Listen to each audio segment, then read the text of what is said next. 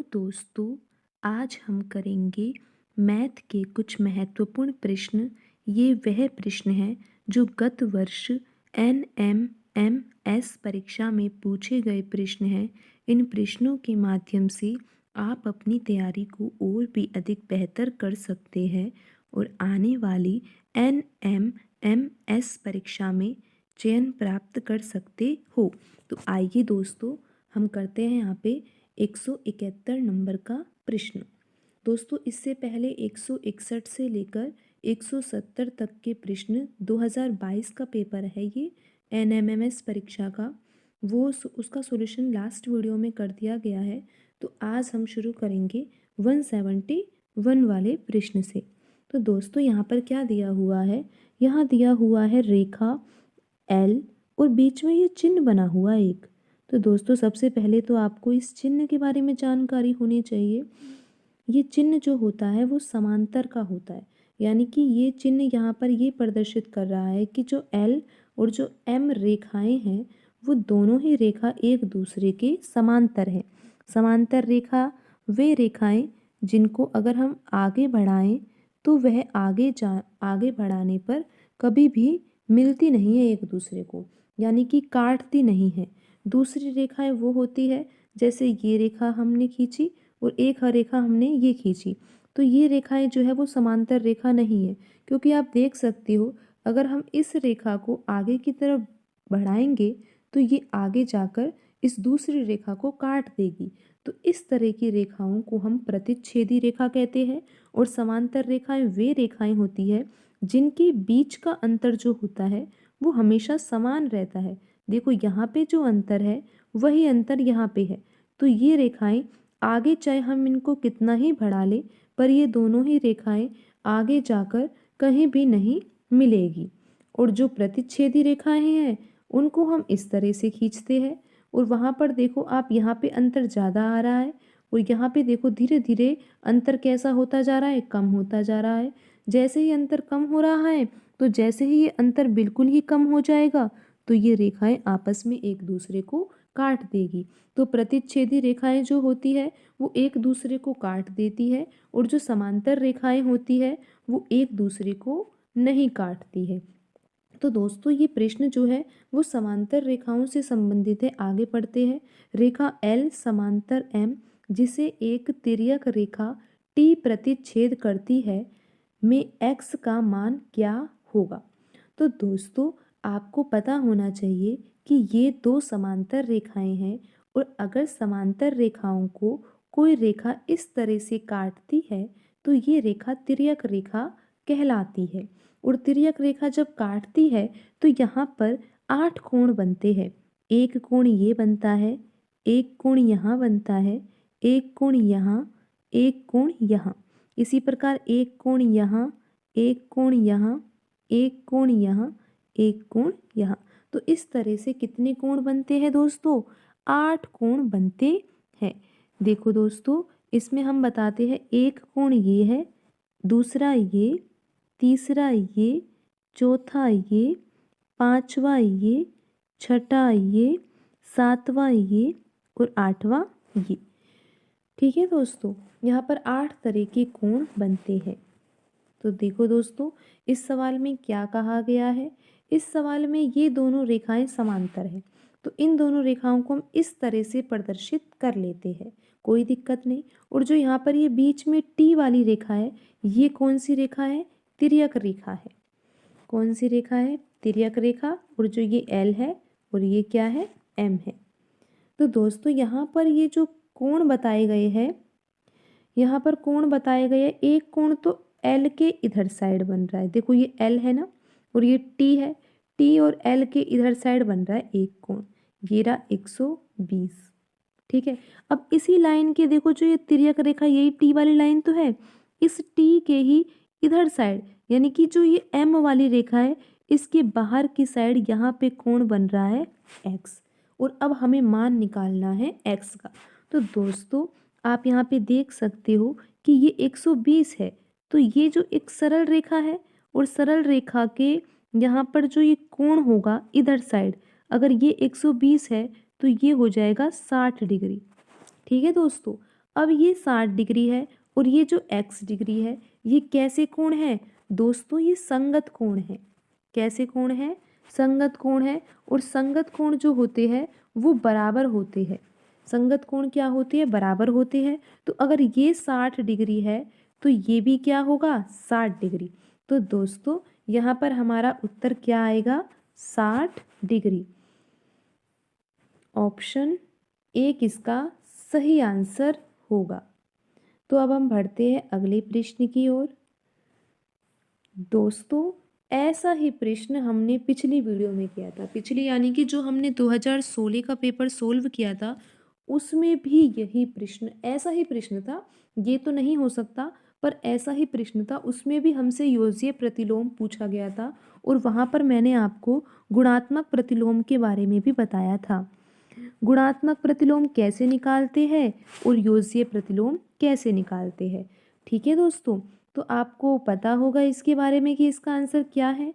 क्योंकि योज्य प्रतिलोम में क्या होता है, हम चिन्ह को चेंज करते हैं और गुणात्मक प्रतिलोम में हम संख्या को उलट देते हैं। जैसे 7/12 है और हमसे पूछा जाए इसका गुणात्मक प्रतिलोम क्या होगा, तो गुणात्मक प्रतिलोम तो इसका होगा 12/7। और अगर हमसे पूछा जाता इसी का योज्य प्रतिलोम निकालने का, तो योज्य प्रतिलोम इसका होता -7/12। यानी कि योज्य प्रतिलोम में तो चिन्ह चेंज होता है और गुणात्मक प्रतिलोम में जो अंश होता है वो हर में चला जाता है और जो हर होता है वो अंश में चला जाता है। तो दोस्तों हमसे यहाँ पे योज्य प्रतिलोम पूछा गया है। योज्य प्रतिलोम जैसे यहाँ पे 12/-9 है तो इसका योज्य प्रतिलोम निकालेंगे तो बस यहाँ पे जो माइनस का चिन्ह है तो योज्य जो प्रतिलोम होगा उसमें माइनस का चिन्ह नहीं होगा। क्योंकि अगर प्लस का चिन्ह होता है तो योज्य प्रतिलोम निकालने के लिए हम माइनस का चिन्ह लगा देते हैं और अगर माइनस का चिन्ह लगा होता है तो योज्य प्रतिलोम निकालने के लिए हम प्लस का चिन्ह लगा देते हैं। तो दोस्तों इसका सही आंसर क्या होगा? इसका सही आंसर होगा ऑप्शन 1। ऑप्शन 1 में लिखा हुआ है 12/9। ठीक है दोस्तों, कई बार क्या होता है दोस्तों, हमसे पूछा तो योज्य प्रतिलोम जाता है पर ऑप्शन इस तरह से बनाए जाते हैं कि उसमें गुणात्मक प्रतिलोम भी दिया होता है। आप देख सकते हो कि जो ये वाला ऑप्शन है ना, ये वाला, यहाँ पर देखो ये गुणात्मक प्रतिलोम दिखाई दे रहा है। क्योंकि यहाँ पर देखो जो 9 है वो हर में था और यहाँ पर कहाँ चला गया? अंश में। और 12 जो था वो कहाँ था? वो अंश में था और 12 यहाँ पर चला गया हर में। तो यहाँ पर निकाला गया है गुणात्मक प्रतिलोम और जबकि पूछा गया है योज्य प्रतिलोम। तो हमें ये ध्यान रखना है कि योज्य प्रतिलोम के लिए तो हमें चिन्ह को चेंज करना होता है और गुणात्मक प्रतिलोम के लिए हमें अंश की जगह हर को लिख देना है और हर वाली संख्या को अंश में लिख देना है। ठीक है दोस्तों तो इसका सही उत्तर क्या होगा? ऑप्शन 1 12/9। सिर्फ चिन्ह ही चेंज होगा। तो दोस्तों अब हम बढ़ते हैं अगले प्रश्न की तरफ। अगला प्रश्न जो है वो किससे संबंधित है? वो है माध्य से संबंधित। पिछला जो हमने 2016 का पेपर किया था उसमें भी एक क्वेश्चन माध्य से संबंधित था और इस वाले पेपर जो कि 2022 का है, इस वाले पेपर में भी माध्य से संबंधित प्रश्न है। तो दोस्तों आप देख सकते हो प्रश्न की संख्या चेंज हो सकती है लेकिन कुछ प्रश्न ऐसे हैं जो हमें पिछले वाले पेपरों को हल करने से हमें ये आइडिया मिल रहा है कि इस तरह के प्रश्नों को अक्सर पूछा जाता है। तो ये प्रश्नों की प्रैक्टिस तो हमें अच्छे से करनी ही चाहिए। तो दोस्तों देखो अब हम इनसे यहाँ पे पूछा गया है माध्य के बारे में। तो दोस्तों माध्य कैसे निकालते हैं? माध्य निकालते हैं इन सभी संख्याओं को जोड़ना होता है और जितनी संख्याएं ये होती है उसका भाग देना होता है। जैसे कि यहाँ पे कितनी संख्या दे रखी है, यहाँ पे तापमान बताया गया है 12 डिग्री सेंटीग्रेड। ये डिग्री सेंटीग्रेड होता है, ये तापमान का मात्रक होता है। 12 डिग्री सेंटीग्रेड 1 2 3 4 5 6 7। तो दोस्तों यहाँ पे कितनी संख्या है? 7। यानी कि अब हम इन सब को जोड़ेंगे और इन सब को जोड़ने के बाद हम किसका भाग देंगे? 7 का भाग देंगे। तो दोस्तों आप कैसे हल करा करो, यहाँ पे देखो ये 21 लिखा हुआ है, ये 21 लिखा हुआ है, ये भी 21। तो 3 बार 21 लिखा हुआ है तो ये टोटल तो हो गया 63। ठीक है दोस्तों, अब यहाँ पे 2 बार 19 लिखा पड़ा है तो इसका टोटल हो गया 38। ठीक है। और अब यहाँ पे 20 है और ये 12, 20 और 12 कितना हो जाएगा दोस्तों, 32 हो जाएगा। इनको जोड़ देंगे, इनको जोड़ना आसान है। 8 और 3 11, 11 और 2 कितना हो जाएगा, 13 हो जाएगा। एक यहाँ पे हासिल आ जाएगी और 1 और 6 कितने हो जाएगा, 7, 7 और 3 कितना हो जाएगा, 10, 10 और 3 कितना हो जाएगा, 13। तो दोस्तों अब हमारा टोटल तो आ गया 133, और 133 में हम किसका भाग देंगे, 7 का। 7 का भाग देंगे तो कितनी बार जाएगा, 7 एकम 7, और कितने बचे, 6, और 6 और 3 63 हो जाएगा, और 7 नम 63। तो दोस्तों इसका माध्य क्या आया है, इसका माध्य आया है 19 डिग्री सेंटीग्रेड। तो दोस्तों माध्य निकालना बिल्कुल ही आसान होता है।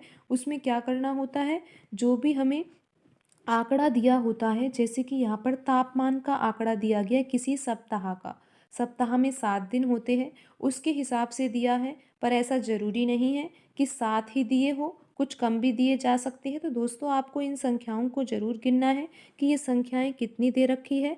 पहले इनको जोड़ लेना है, जोड़ने के बाद जितनी संख्याएं दे रखी है, जितने आंकड़े दे रखे हैं, उसका भाग दे देना है, और आसानी से हम उत्तर को प्राप्त कर सकते हैं। ठीक है दोस्तों, अब हम बढ़ते हैं अगले प्रश्न की तरफ। अगला प्रश्न जो है वो कैलकुलेशन से संबंधित है।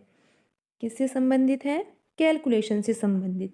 यानी कि यहाँ पर लिखा हुआ है 2.30 प्लस 3.5 मल्टीप्लाई 4.5, ये कोष्टक में दे रखा है। तो दोस्तों सबसे पहले हमें, जब हम बोर्ड मास का नियम सीखते हैं तो उसमें ये बताया जाता है कि सबसे पहले हमें ब्रैकेट को हल करना होता है। ब्रैकेट यानी कि सबसे पहले हमें कोष्टक में जो संख्याएं दे रखी है उनके बीच में जो संक्रिया दे रखी है, जैसे यहाँ पे गुणा की संक्रिया है, तो उसको सबसे पहले हल करना होता है। तो दोस्तों यहाँ पर हम क्या करेंगे, 3.5 का गुणा करेंगे 4.5 से।